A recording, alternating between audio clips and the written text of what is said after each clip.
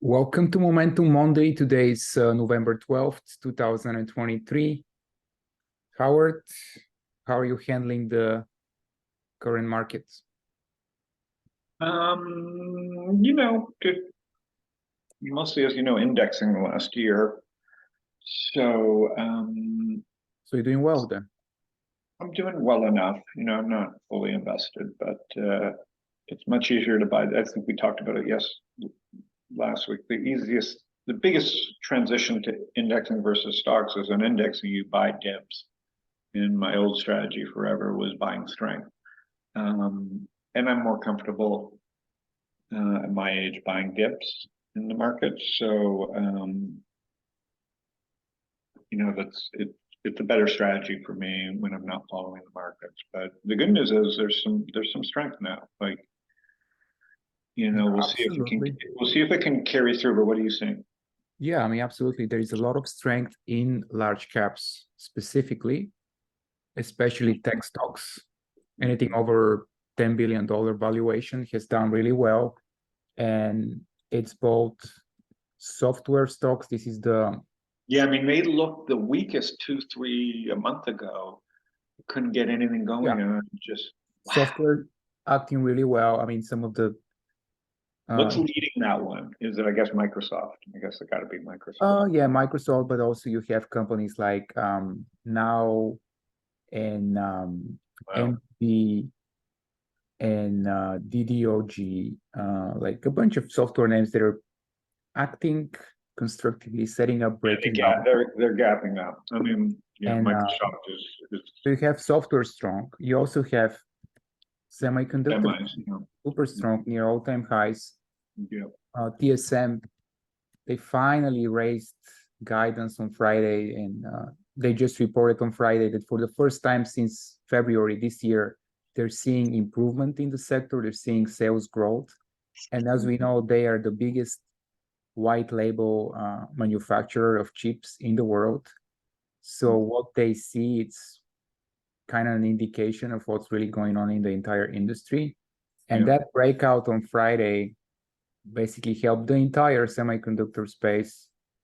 I mean, obviously the leaders like NVIDIA and AMD, but also many of the other ones like Avago and like I was saying, NVIDIA looked a lot like Tesla did. If you were to put NVIDIA up against Tesla over the last month,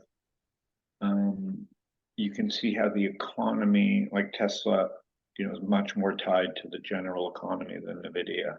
And of course it is. I mean, no, but you can see the difference, right? Like you see how Tesla can't get traction, and NVIDIA and the leaders, the pure leaders, Microsoft, NVIDIA, Meta, even Amazon, even Netflix bounced, and Tesla, which is tied to an expensive product. So it's not everything, right? Yeah, you're starting to see everything except Tesla and small caps. Well, I think Exxon, the oil, have the oil. You're right. Oil stocks pulled back, definitely. And it's been really hard to trade energy names. Basically, they've been much better buy on pullbacks than chasing any types of strengths in general. They just don't trade as tech stocks or as consumer discretionary stocks. So you just need to have a different mindset when you deal with them. But it's a good thing that we saw a pullback with energy in oil prices because for the rest of the market it is. I was gonna share, Ivan, if we pull up. Okay, go ahead. Do you want to share? No. I was just gonna share if we pull up like the S&P or let's pull up the QQQ again, right? Which I'm always over the SPY, which is, and I use XLK to be honest. In fact, with my direct index, I use XLK. Okay. Do you want weekly or monthly? What do you want? Let's look at the weekly, right where you got it. The super interesting thing that this week, and I'm never a macro person, I'm not a news person, but I think the biggest news, obviously, is the war. This weekend was some really fascinating news out of the Arabs held a summit, and part of it was just, Iran proxies were there. What's his name from Syria showed up. He's been in hiding forever.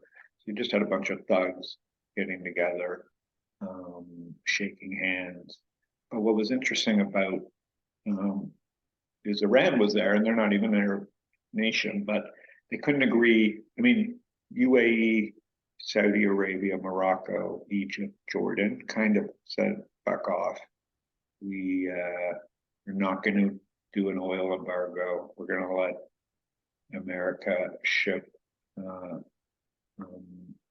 military stuff to the U.S. and we're going to let Israeli flights, fly over Arab countries."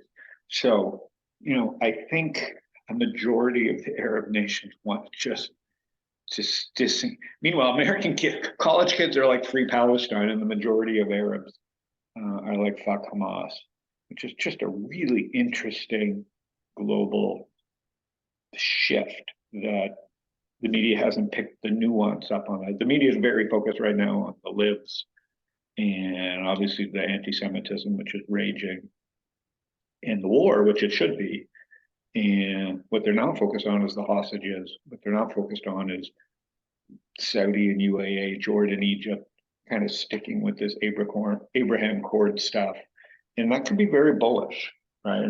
And having everybody kind of lay down their weapons and focus on like diversification and wealth and actually rising out of poverty is a good thing. So there is some, amidst all the micro nastiness and murder and death and civilian casualties and the anti-Semitism and the fact that the colleges and universities have been outed for what they are in the far left and the politics that's ahead, the market is saying, something else is happening right this moment. And obviously in a war, anything can change, but that's a pretty good setup. And then, price action is all that matters right now. And you have Microsoft kind of leading the market. Yeah, closing at all-time highs. The most important thing about this Microsoft breakout, Ivan, is that Microsoft is so interweaved with AI. And Microsoft's Achilles heel was, will the Fortune 5,000 or 500 companies eventually get off Microsoft Office? And I think Microsoft's integration with everything AI by investing, basically owning OpenAI in a way that they could, because the FTC would never let them buy the whole thing. And obviously with GitHub, etc., Microsoft's kind of ensured this their another 20 years because they needed AI to work within their Microsoft products. The other interesting thing, Ivan, is, and I think Google closed above 130 again, Ivan, if we look at the daily. Yeah, 132, yeah. I mean, it's still below its 50, so it needs time to really set up again. It's and you can see, but I'm saying it was a good opportunity for it to really sell off. And obviously below 120 would be problems, but even Google kind of holding in there. But two companies, Apple and Microsoft, now make up 14% of the S&P 500, which is a record. I think IBM back in the day was like 10%. IBM and a couple others. The question is, how much of their profits are they accounting for? I just know the market cap of the S&P to two companies now makes up 14%, which is why I like indexing, right? Like, it just forces you to own what's working. And, would I probably have 14% of my money in Apple and Google and Microsoft? I hadn't even owned Microsoft till I started indexing. So, indexing has kept me in probably the best, company without having to own it. Same with NVIDIA, same with Berkshire, and even same with Meta, because I sold my Meta stock but having it in my indexing has helped. So for, as a late convert to the whole idea of direct investing and indexing, those are the benefits. All right, so what else are you seeing breaking out? So we mentioned semiconductors are strong, software is strong. Obviously, almost anything related to tech is strong. I was on my way to mention that pullback in oil prices actually helped some of the airlines, cruise line that took quite a hit in the past 3 months to kind of bounce, and we'll see if they will form new bases. and try to bounce harder. Interestingly, China has been a complete disaster for most of the year, but we're seeing some select Chinese stocks acting much better than the rest, like this one, NetEase, which is like a gaming company. It's been really slowly breaking out of a kind of constructive setup. YY is another one, and then you have the PDD, which is like a cheap Amazon Chinese knockoff that has been acting constructively. MNSO is another cheap Chinese retailer with around the world locations. Definitely very interesting strength in apparel stocks, which you wouldn't expect that, considering how hard like stocks like Target have been hit. But then if you look at stocks like Urban Outfitters or Guess, or especially A&F, Abercrombie and Fitch, they really are acting constructively. Is that 3 billion or 33 billion? 3 billion. They're small. Tiny. 3.3 billion. Yeah, I think the biggest thing here, Ivan, is the small caps can't, relative to the Qs, just can't get Very going. interesting. So last week, small caps fell 3%, while the Qs were up 3%. So definitely very big divergence here. That's what I'm wondering. Do the small caps catch up, or do the Nasdaq flame out? I mean, if I have to guess, I'd say they're gonna try to catch up. I mean, we saw it in May when the QQQ, the large cap tech, they broke out in mid-May, right? And then small caps joined a couple weeks later, because exactly at the same time people were discussing the same thing. They were saying, oh, there's zero breadth. I mean, many stocks are not participating, but then they started to participate a little bit later. And I kind of think that if this rally really has more room to run, small caps will somehow catch up, at least partially. I mean, they don't have to outperform, but if speculation remains rampant, if the market, the small caps will catch up, expectations improve, I can totally see people moving from relatively slow movers, like Microsoft and Apple, to something more volatile, like, I don't know, Lemonade or Carvana, that can move 30-50% in a week. Yeah, if you're going to speculate, I'd stick to, as I brought up, profitable ideas like Shopify or Udemy. Yeah, Shopify definitely. I mean, they're acting constructively post earnings. Yeah, or a Udemy, like something showing something. LTR is another leader.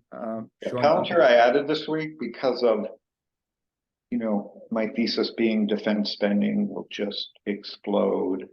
The Palantir CEO is out really hammering the fact that he would never sell stuff to the East, to Russia, China, Middle East. He's focused on Israel and US, which has kind of always been my aggravating concern. And you can see if the next decade is filled with defense spending and government spending on our own Iron Dome improvements and our own borders, building walls. Like I said, I think the trend's going to be building walls, digital and physical. We just have to. And the Middle East gave us an excuse to play some catch up, right? It's kind of now bipartisan that, like, you're insane if you don't think the U.S. has to do a better job at the borders.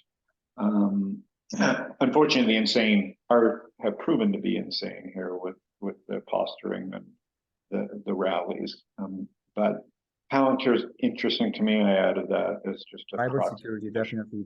I mean, they report, I think, this week, so it's interesting to see how they. Yeah. I mean, the market cap has me. But we have ZS acting constructively, setting up for a breakout. We've been talking about this for months. They were leading when the market was going down. So definitely a hot space. Yeah, CrowdStrike looks amazing. What's the weekly look like on that? Cybersecurity, yeah. This is the weekly. It's not a small company, 47 billion, but this is exactly the sweet spot where. But if if you're gonna start paying 50 billion, just own the index, right? If you're gonna start owning $50 billion breakout companies, own the index. If you're gonna try and speculate right now in small caps, like I said, Udemy, UDMY, or Shopify, try and pick companies that are just switching to profitability and are gonna get rewarded, because no one's following them. And but anyways, that's kind of how I've been thinking about it. Another stock that broke out another industry, which is perennial winning stock, Copart CPRT, which I shared on the stream. It's it's not cheap, but it's just a very long-term, incredible performer. And that's a hell, a nice breakout.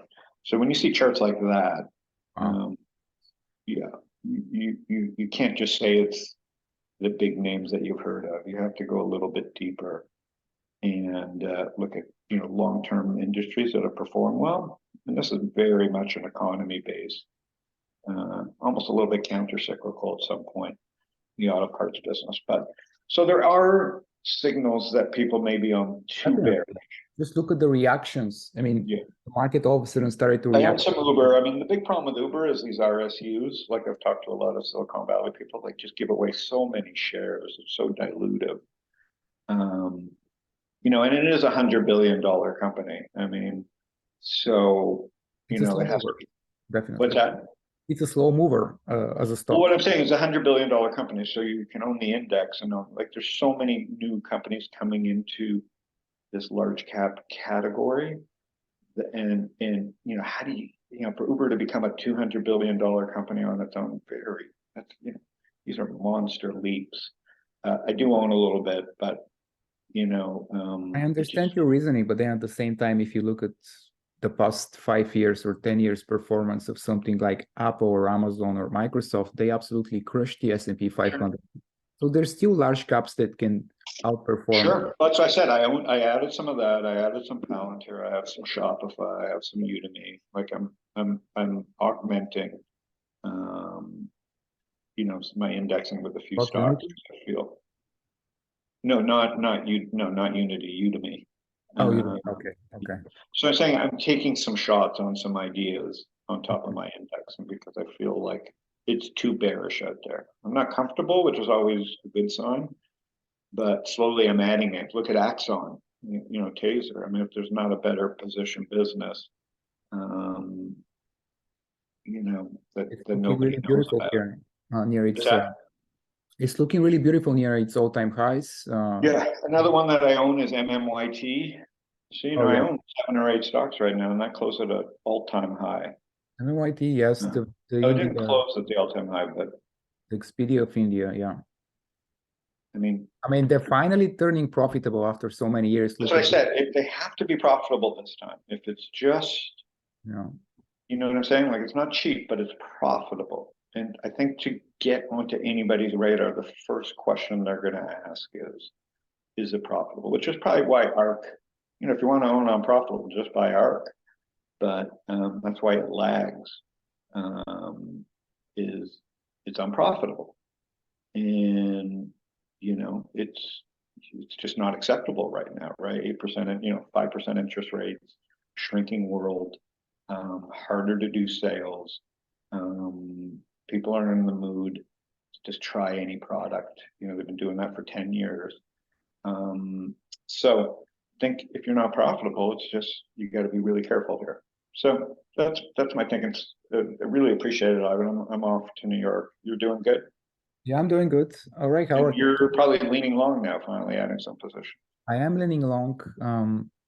I have some longer term swings, and I'm usually doing the usual short term swinging every week. So yeah, but mostly on the long side, yeah. Yeah, I worry about this Russell thing, but I think we'll know more this week. We'll see more distribution days before things get really bad. And so far, we only saw one distribution day last week, and then immediately it was followed by a super big accumulation day on Friday. So, so far, Boost seems in complete control. I heard that Moody's, or one of those rating agencies, they downgraded the US debt again on Friday after the market closed. So it'll see if... As they should have done 2 years ago, but now they're doing it. This off on Monday. it seems like as of right now, the market doesn't really care about the situation with bonds. Like the market does believe that maybe interest rates will remain where they are right now, but they're not really gonna go much higher. That's why stocks are acting so constructively, but it depends on really the bond auctions. If they're not really, Listen, we rallied very hard into the weekend, a weekend that was going to have an Arab summit, that was going to have Israel pressing on in the West Bank, in Gaza towards the hospital. There's a lot of reasons to sell into Friday, and people bought. So, barring a non-complete reversal this week, a lot of money and a lot of accumulation in the markets, and hard to bet against that. And then that reverse in the VIX, so the market is climbing this wall of worry right now, which is what it's supposed to do, shake people out. exactly, yeah. Yeah. All right. And like I said, as I say on my other show with the guys, I'm seeing really good founders with really good ideas implementing, that really understand what they're supposed to be doing. And then you have truly this defense that wasn't, we can talk about the Lockheeds and the Northrops and all the other one, but like the amount of spending that's going to happen on American defense, and in both copying Israel and working with Israel to see what works and what doesn't, is going to explode for the next 10 years. Like it or not, that's where the money's going. Virginia, DC are the new Silicon Valley. A lot of VCs have already been planting those seeds for 2 or 3 years, and those are going to start to pay off. You're seeing that in the public markets with Palantir possibly.